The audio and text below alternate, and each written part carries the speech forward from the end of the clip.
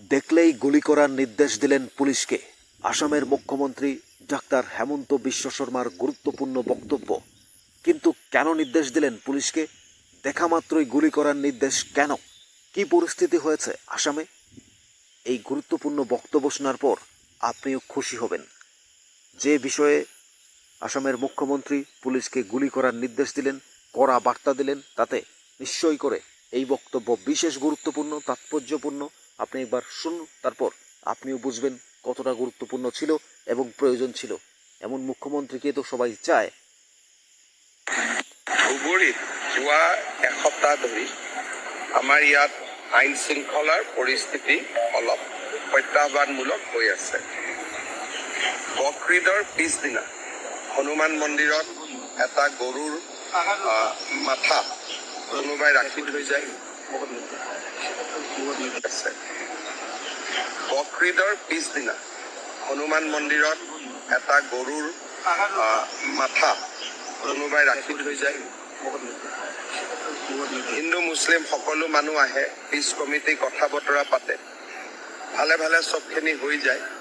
Next দিনাখন আকৌ তাতে গৰুৰ মাথা আকৌ ৰাখে।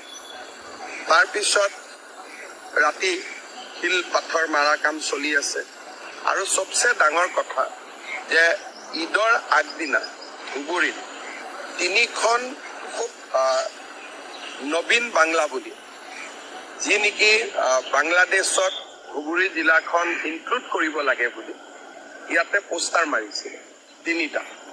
আৰু 3টা পোষ্টাৰৰে আপোনালোকে যদি চাই তেতিয়াহ'লে তাত বেলেগ বেলেগ ধৰণৰ পোষ্টাৰবিলাকত কথা লিখা আছিলে।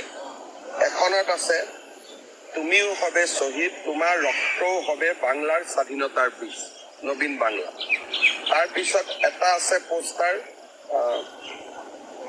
আমরা মুক্তি চাই, আমরা স্বাধীনতা চাই, বাংলার মাটি স্বাধীন করব ইনশাআল্লাহ, জয় বাংলা, জয় ইসলাম, জনতার বাহিনী।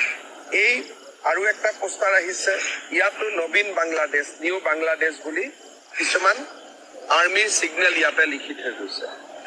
তাৰমানে ধুবুৰীত অশান্তি কৰিবৰ কাৰণে এটা কমিউনেল শক্তি এটা ইয়াত এক্টিভ হৈছে। বিষয়টো গম পাই মই আজি ধুবুৰীলৈ আহিছোঁ। ধুবুৰীত ৰাতি শ্বুট এণ্ড চাইট অৰ্ডাৰ দিয়া হৈছে। যোনে শিল মাৰিব, পুলিচে ডাউট কৰিলে তাক গুলি মাৰিব, কোনো কথা নাই। আজি আমি গভৰ্ণমেণ্টৰ পৰা, মই গুৱাহাটীৰ পৰা গৈয়ে shoot and sight order issue কৰি আছোঁ। ৰেপিড একশ্যন ফ'ৰ্চ CRP ইয়াত আহিব। আৰু ধুবুৰীত যিমান ক্ৰিমিনেল আছে, যাৰ ওপৰত নন বেইলেবল ৱাৰেণ্ট আছে, যি আছে, আমি সকলোকে এৰেষ্ট কৰিবৰ কাৰণে SP কৈছোঁ। ছিনিয়ৰ অফিচাৰ সকলো ইয়াত আহিব। যোনে আইন শৃংখলা হাতত লৈছে তাক আমি কঠোর হাতেৰে দমন কৰিম। শুনলেন ডক্টর হেমন্ত বিশ্ব শর্মা, আসামের মুখ্যমন্ত্রী, তিনি কি বলেছেন। এবার প্রশ্ন হলো, কেন তিনি গুলির করার নির্দেশ দিয়েছেন? সেই বক্তব্য আপনারা শুনলেন। তিনি বলেছেন, ঈদের আগে বা ঈদের পরে দুটো ঘটনা হয়েছে। সেখানে, অর্থাৎ কোরবানি ঈদ চলছিল, সেখানে একটি গরুর মাথা এনে হনুমান মন্দিরে রাখা হয়েছে। তো সেটাকে নিয়ে একটা শান্তি কমিটি হয় হিন্দু মুসলিম উভয়ের মধ্যে, সমস্যা সমাধান হয়ে যায়। কিন্তু পরবর্তীতে একই ঘটনা আবারও ঘটে, আবারও একটা এনে রাখে এবং পোস্টার লিখে দেয় আসামের যে অঞ্চল সেটাকে বাংলাদেশের সাথে যুক্ত করতে হবে, নতুন বাংলাদেশ হবে। তো এভাবে পোস্টার সহ ছাপিয়ে দেয়। তো এটা কারা করলো, কেন করলো, পুলিশ তাদের খুঁজছে।